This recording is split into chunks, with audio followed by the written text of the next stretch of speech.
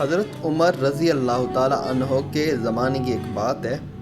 ایک نوجوان تھا جو روزانہ رات کو مسجد میں نماز پڑھنے کے لیے جایا کرتا تھا۔ رات کا ٹائم تھا اور وہ نماز پڑھنے جا رہا تھا تو راستے میں ایک خوبصورت عورت نے اسے اپنی طرف مائل کرنے کی کوشش کی، اور نوجوان تھا، جوان میں خواہش ہوتی ہے، نفسانی خواہشات ہوتی ہیں، تو اس خواہش نے اس نوجوان کو اپنی طرف مائل کرنے کی کوشش کی تو وہ نوجوان مائل ہو گیا۔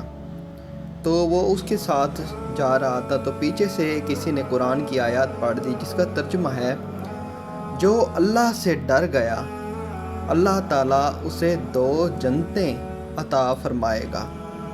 اور وہ آیات سننا ہی تھی کہ وہ نوجوان اچانک سے بے ہوش ہوا اور زمین پہ گر گیا۔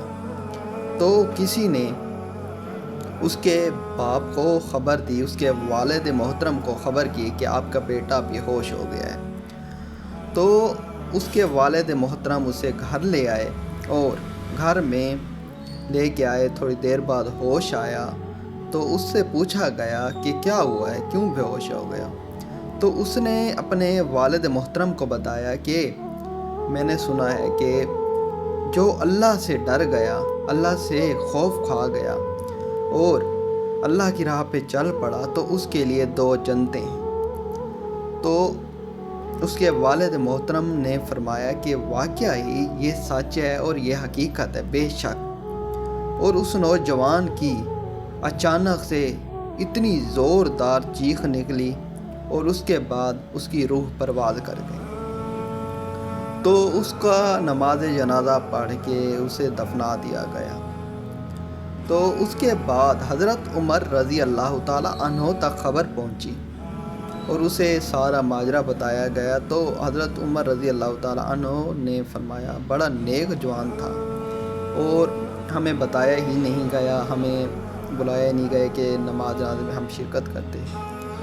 تو اس کے بعد وہ قبرستان پہنچے۔ حضرت عمر رضی اللہ تعالیٰ عنہ قبر کا پتہ پوچھ کے قبرستان پہنچے۔ وہاں جا کے قبر پر ٹھہر کے حضرت عمر رضی اللہ تعالیٰ عنہ نے فرمایا کہ امید ہے کہ اللہ تعالیٰ نے تمہیں 2 جنتیں عطا فرمائی ہوں گی۔ تو قبر میں سے آواز آئی، امید نہیں ہے، بے شک اللہ کے وعدے سچے ہیں، اللہ نے مجھے 2 جنتیں عطا فرمائی ہیں۔